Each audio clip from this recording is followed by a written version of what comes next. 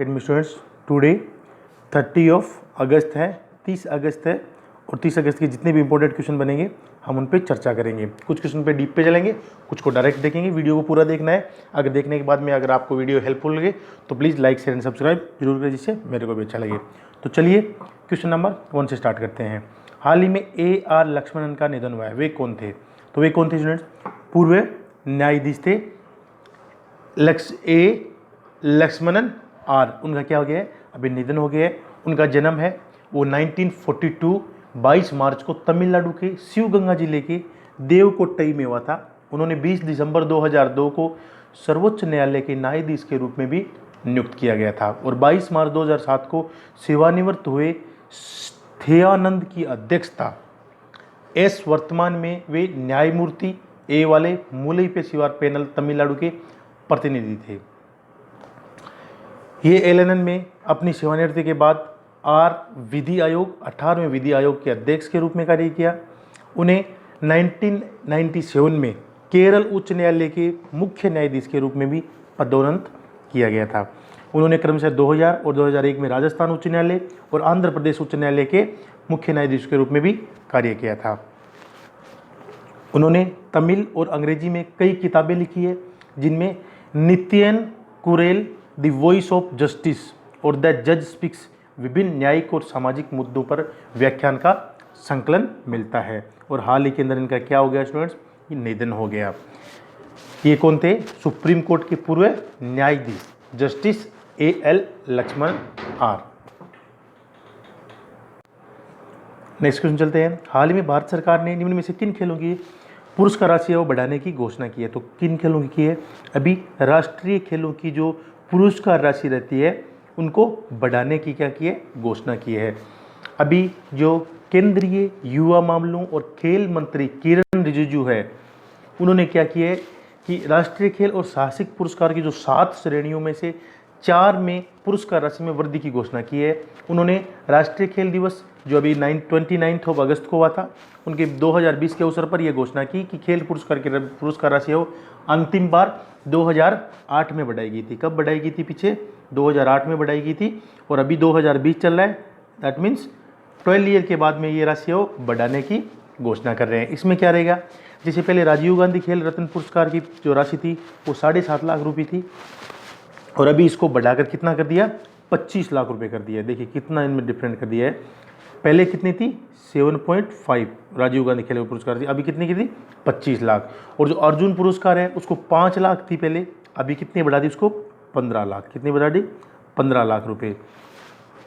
और जो द्रोणाचार्य पुरस्कार रहता है उन्हें पहले 5 लाख रुपए देते थे, अब उन्हें नगद पुरस्कार के रूप में कितने मिलेंगे? 15 लाख रुपीज़ मिलेंगे। और जो ध्यानचंद पुरस्कार है उसको भी 5 लाख थे, उसके बजाय उसको कितना कर दिया? अभी 10 लाख। तो हाल ही के अंदर किरण रिजिजू है जो खेल मंत्री है, उन्होंने ये घोषणा की है।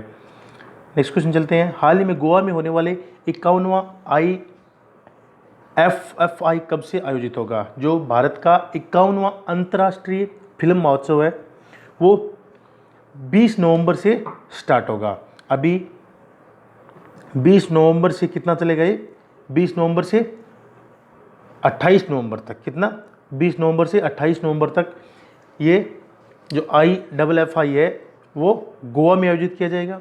ये फिल्म फेस्टिवल कोविड-19 के कारण एक हाइब्रिड जो फिल्म फेस्टिवल है, जो आधिकारिक डिजिटल प्लेटफॉर्म पर फिल्मों के साथ साथ थिएटर स्क्रीनिंग भी पसंद करता है।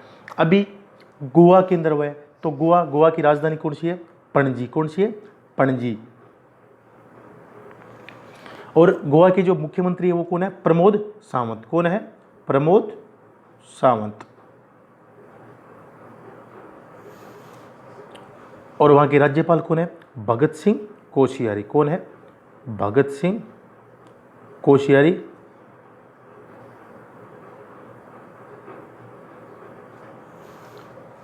कहां के राज्यपाल है? ये गोवा के राज्यपाल है। नेक्स्ट क्वेश्चन चलते हैं। T20 क्रिकेट में 500 विकेट लेने वाले पहले गेंदबाज में से कौन बने? तो कौन बने? अभी डेविन ब्रावो। कौन बने हैं? डेविन ब्रावो है वो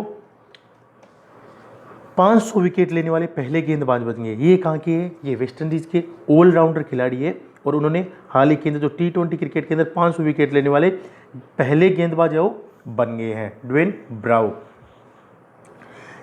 नेक्स्ट क्वेश्चन चलते हैं,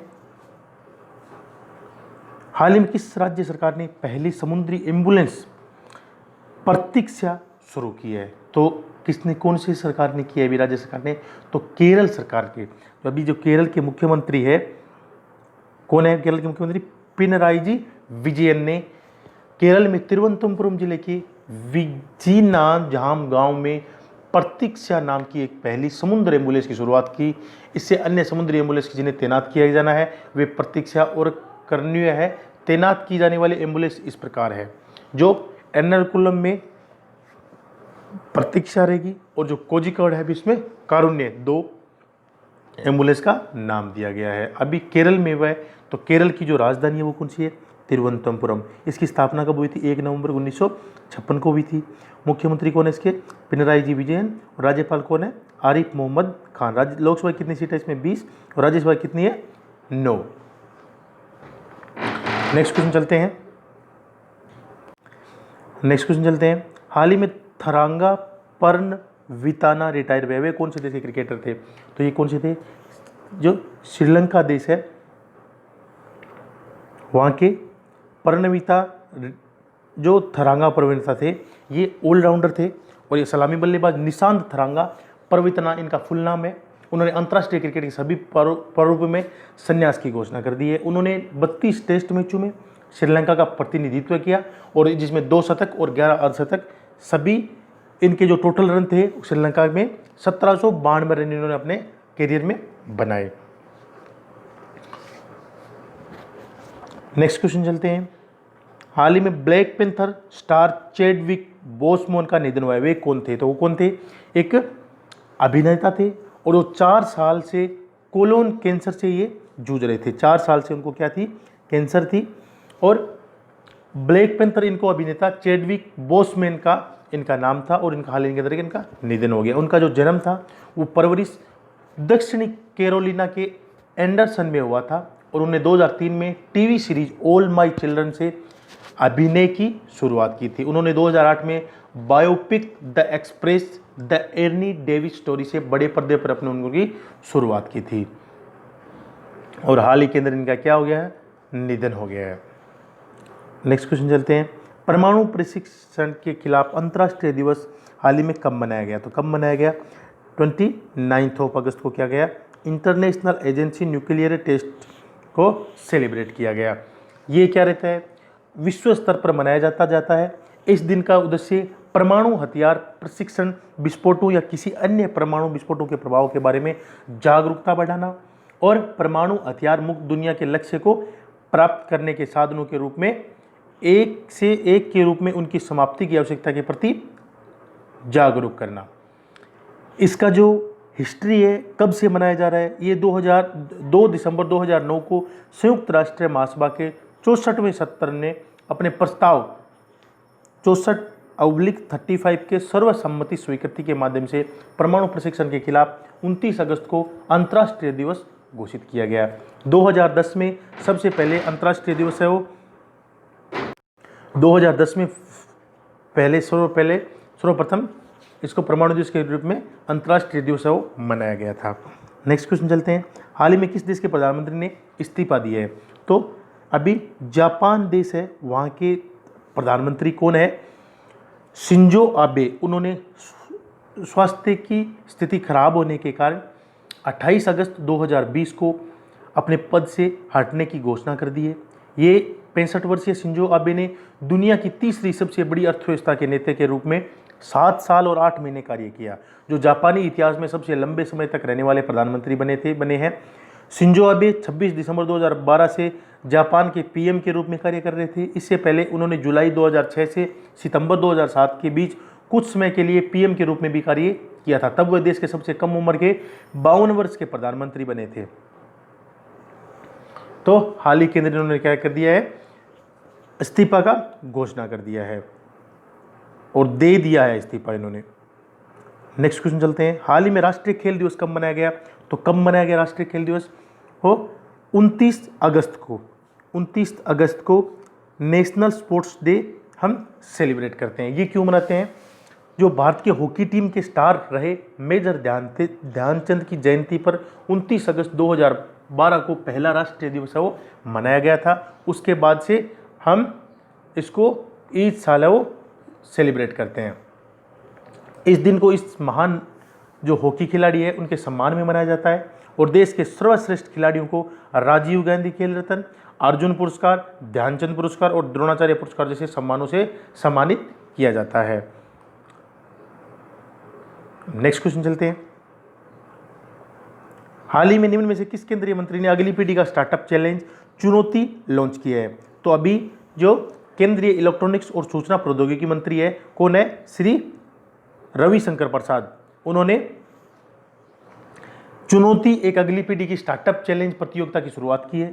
इस प्रतियोगिता का लक्ष्य भारत के टियर 2 शहरों पर विशेष ध्यान देने के साथ साथ स्टार्टअप और सॉफ्टवेयर उत्पादों को और बढ़ावा देना है।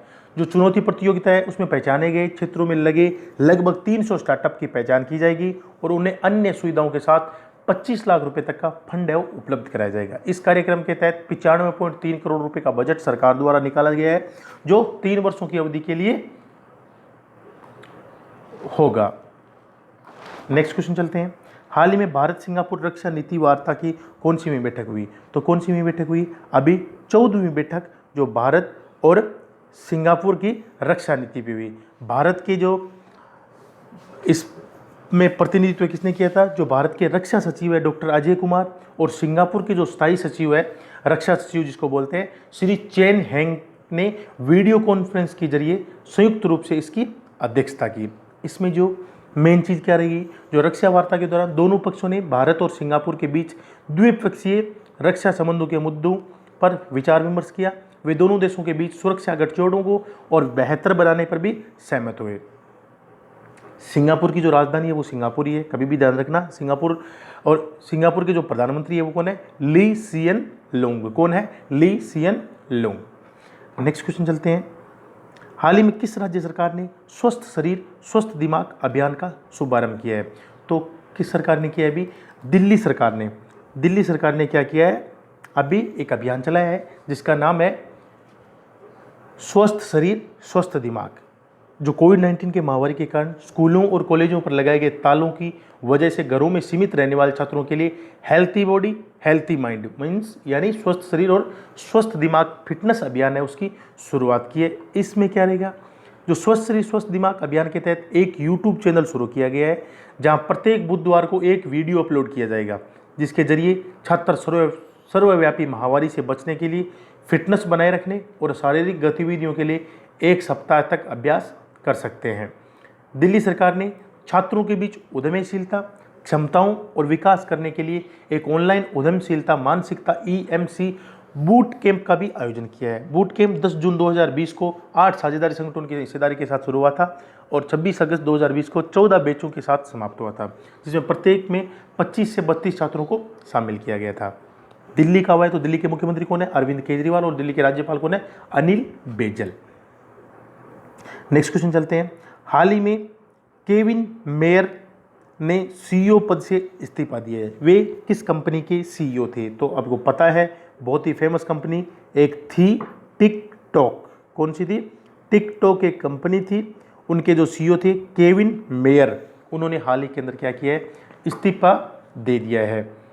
ये चाइना की कंपनी है आपको पता है जो उन्होंने चीनी मालिक पर लोकप्रिय वीडियो ऐप को बेचने के लिए अमेरिका द्वारा बनाए जा रहे दबाव के बाद अपने पद से इस्तीफा दे दिया है। क्यों दिया है?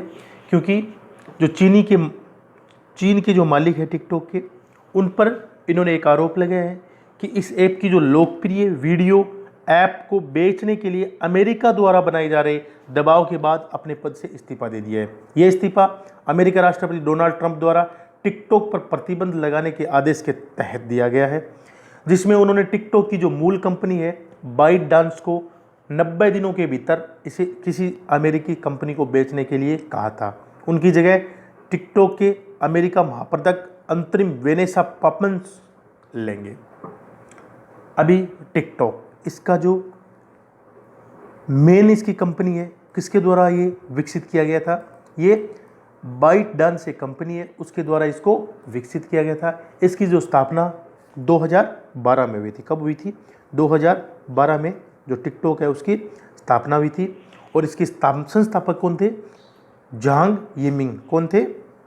जांग यिमिंग, जो टिकटॉक को स्टार्ट किया था। और आपको पता है टिकटॉक है वो भारत के अंदर बैन हो गया है। बहुत ही अच्छा जो डिसीजन लिया था भारत सरकार की तरफ से, बहुत ही सराहनीय कदम था उनका कि टिकटॉक को बंद करा दिया। इससे आने वाली पीढ़ी थी वो और ही बदतर होते जा रही थी, इसलिए अच्छा किया जो भारत सरकार ने इसको बैन कर दिया है।